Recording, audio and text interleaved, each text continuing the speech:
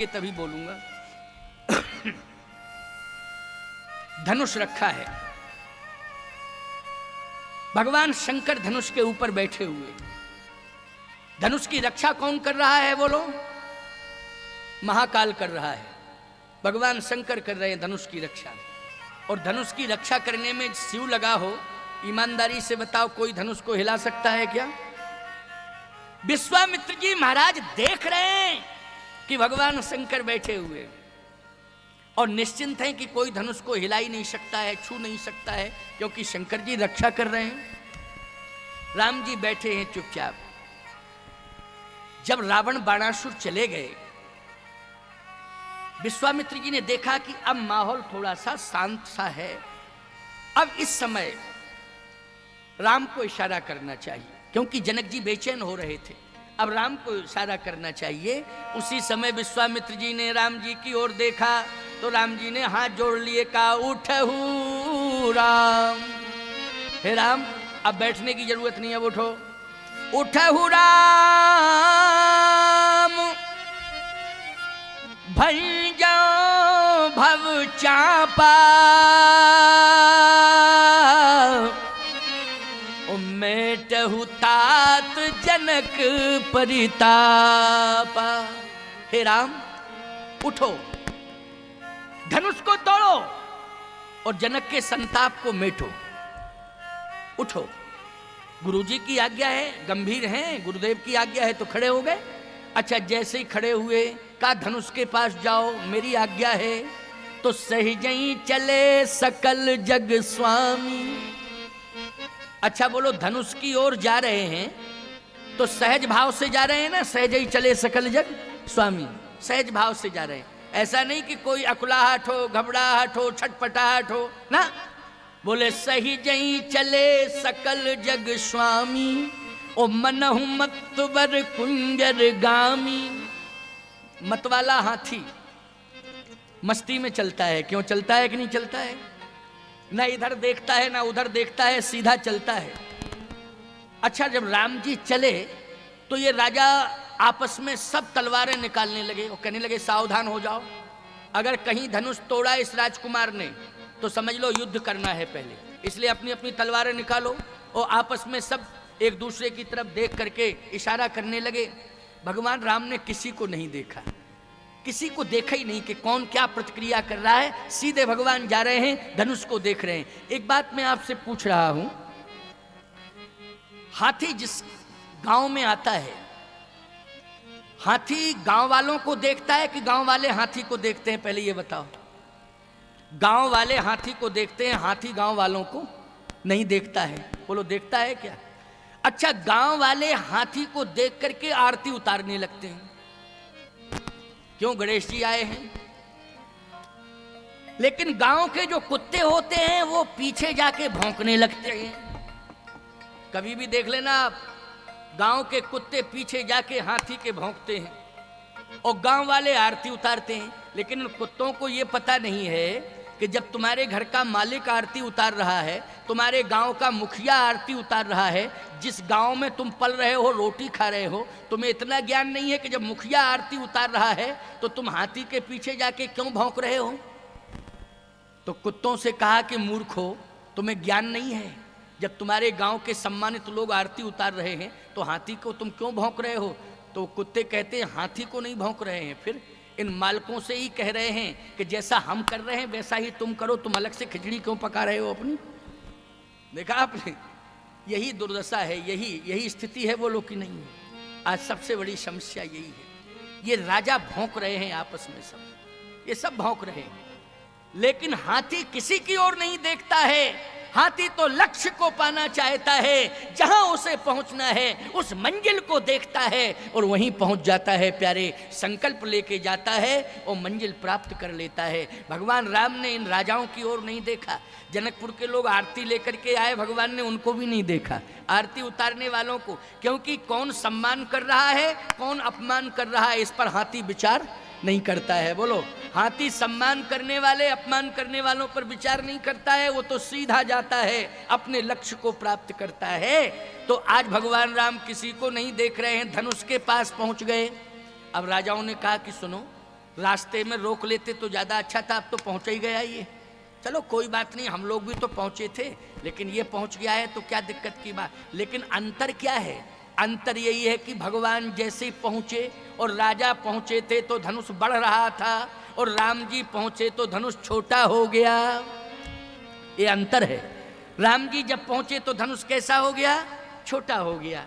तुलसीदास जी ने कहा एक विशेषता और है क्या? बोले राजा अकड़ मकड़ के गए थे, बोले भगवान राम तो विनम्र होके गए हैं। बोले विनम्रता का परिणाम गीतावली में लिखा है कि भगवान पहुंचे तो सीधे परिक्रमा किए। बोले दाहिन दियो पिनाक, दाहिन दियो पिनाक, तो समिट के भयो मनाक। भगवान ने जैसे ही परिक्रमा की तो समिट के भयो मनाक, जैसे सांप लंबा पड़ा हो और देख करके किसी आदमी को देख करके छोटा हो जावे, तो ऐसे ही भगवान ने जैसे ही धनुष की परिक्रमा की तो धनुष देख करके छोटा हो गया। राजाओं ने कहा गजब, इस राजकुमार में चुम्बक है क्या? ये पहुंचा और पहुंचते ही धनुष छोटा हो गया, और हम लोग पहुंच रहे थे धनुष बढ़ रहा था, और राम को देख करके छोटा हो गया। इसका मतलब यह है हम लोगों को देख करके धनुष प्रभाव दिखा रहा था, और छोटा होने का मतलब है समर्पण। क्यों छोटा होने का मतलब क्या है? जल्दी बोलो।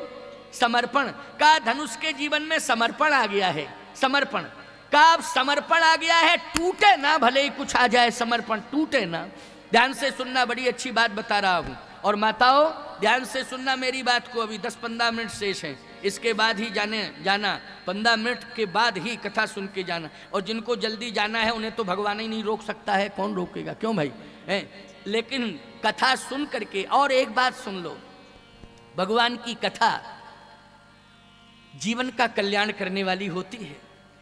और भगवान की कथा को जो पूरा ना सुने और उसका मन कहीं यत्र तत्र लग जाए तो ये समझ लेना चाहिए कि भगवान की कृपा कहीं हट रही है।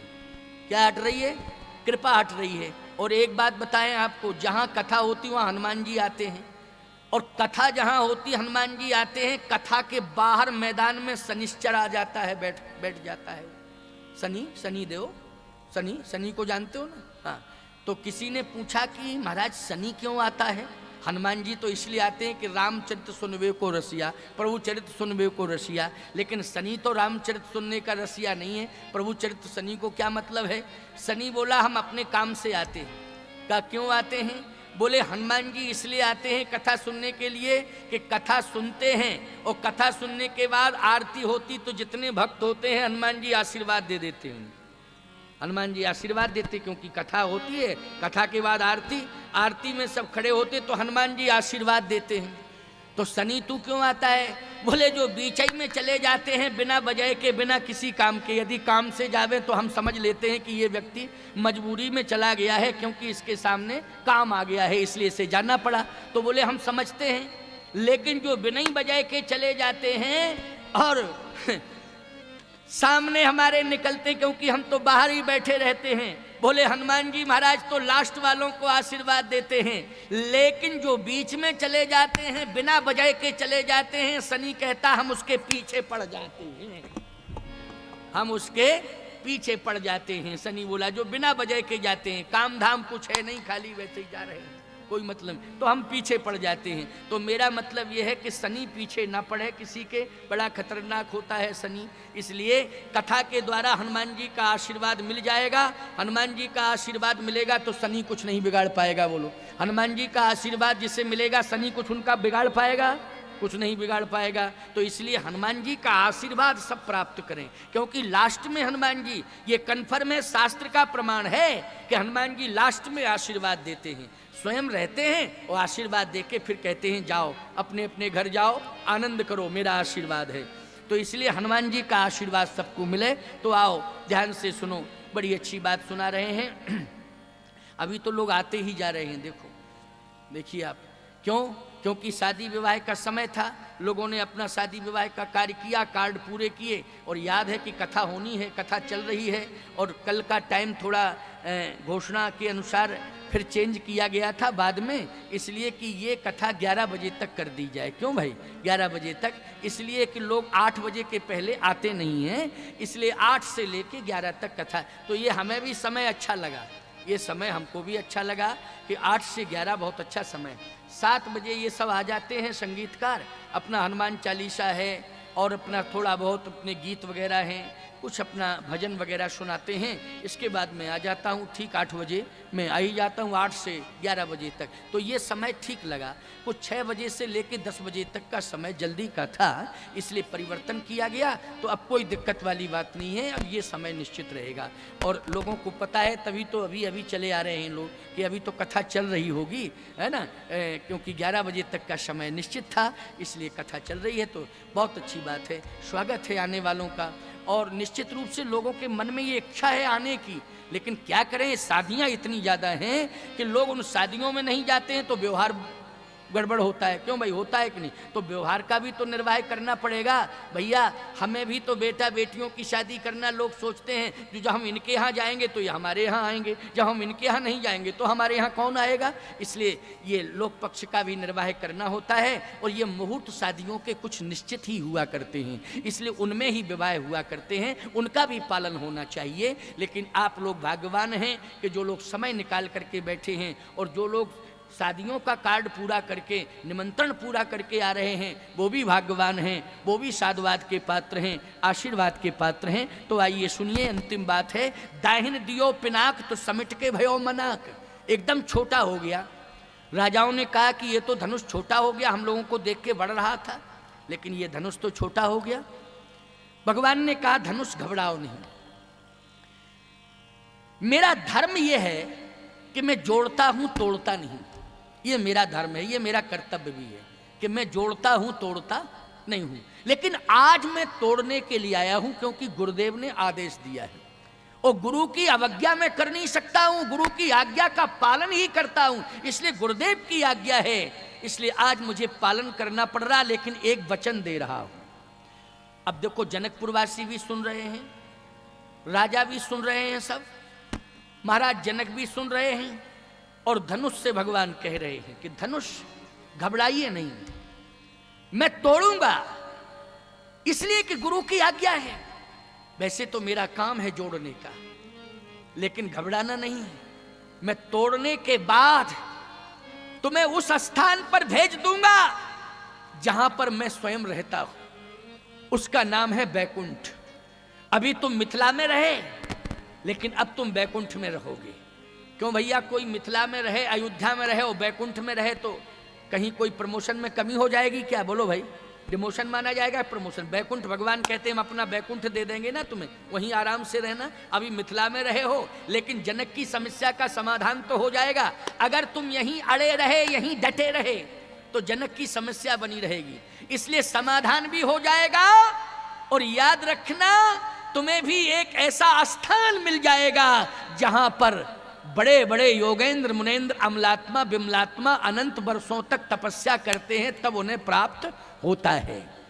और बड़ी मुश्किल में प्राप्त होता को हो गए ना, लेकिन हो जाता है। परंतु मैं आज तुम्हें वहीं भेज रहा हूं जहां पर मैं रहता हूं, वो है बैकुंठ, इसलिए घबराना नहीं। धनुष ने कहा प्रभु एक प्रार्थना है। क्या?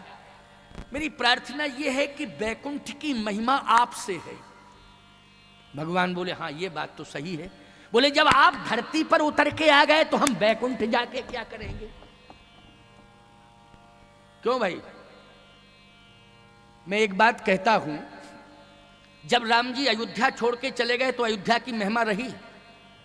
बोलो, जब राम जी 14 साल के लिए अयोध्या छोड़ के चले गए तो घर मसान जन परिजन भूता सुतमित मीत मनहु जमदूता। बोलो, यही कंडीशन हुई कि नहीं हुई?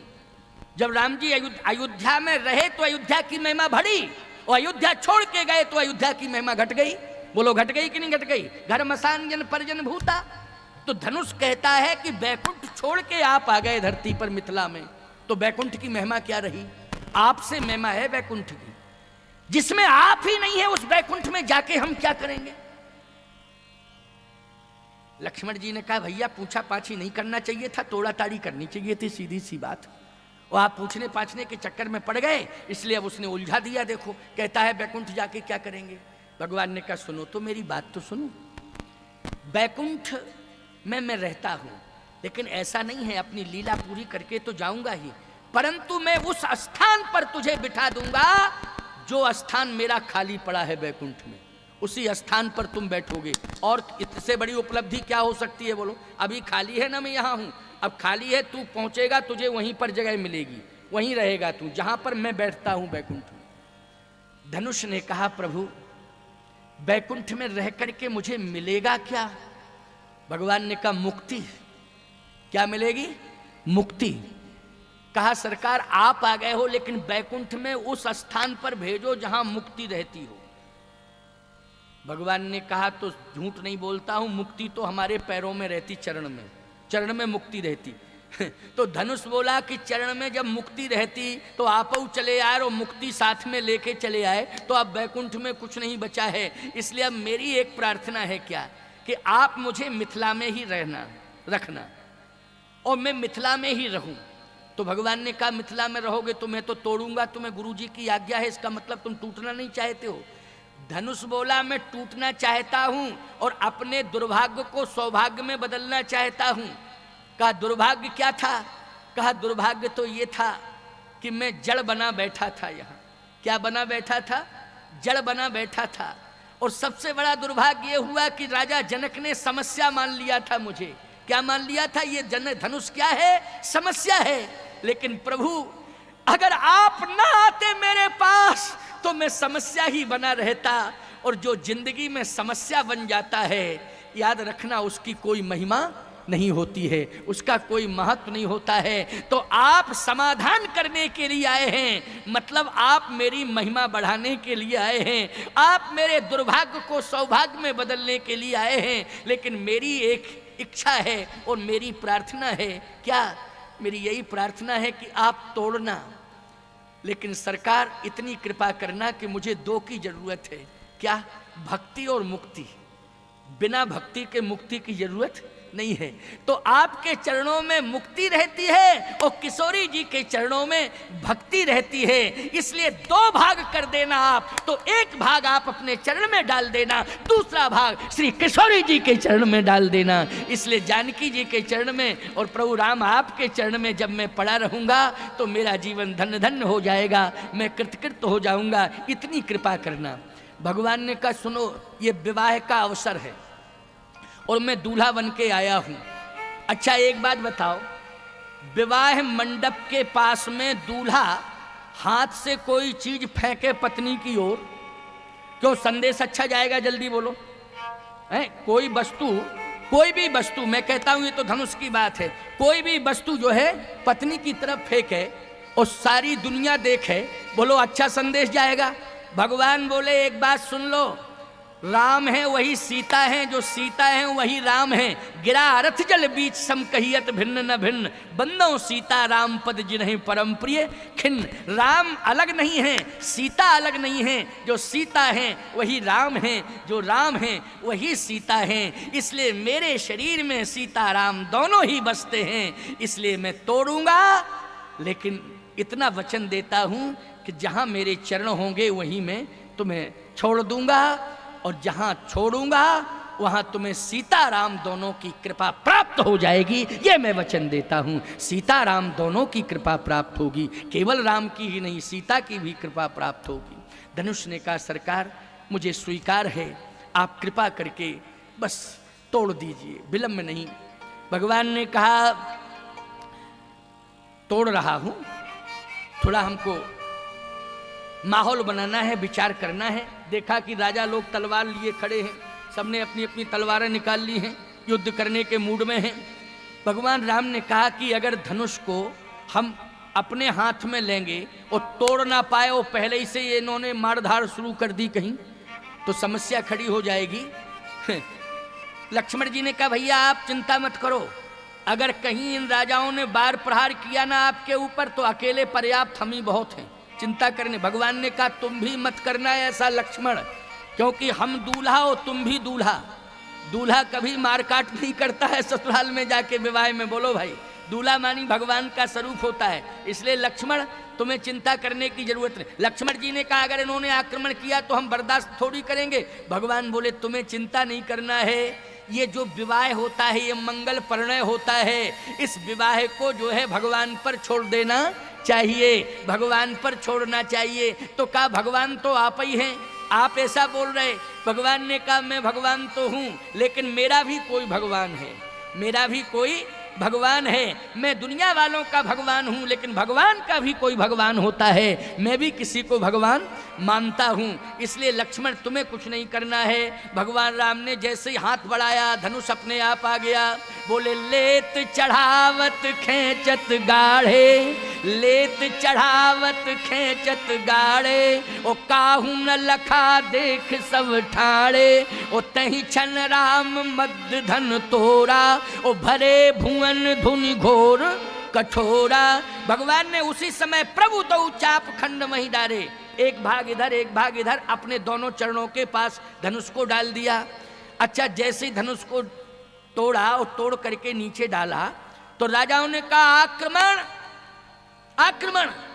और जैसे ही आगे बढ़े तो एक राजा कहता है रुको रुको अभी रुको, क्या आक्रमण तोड़ने वाले पर बाद में करना है, पहले आक्रमण करना है तो इस धनुष के ऊपर करो, इससे पूछो कि तू टूटा क्यों।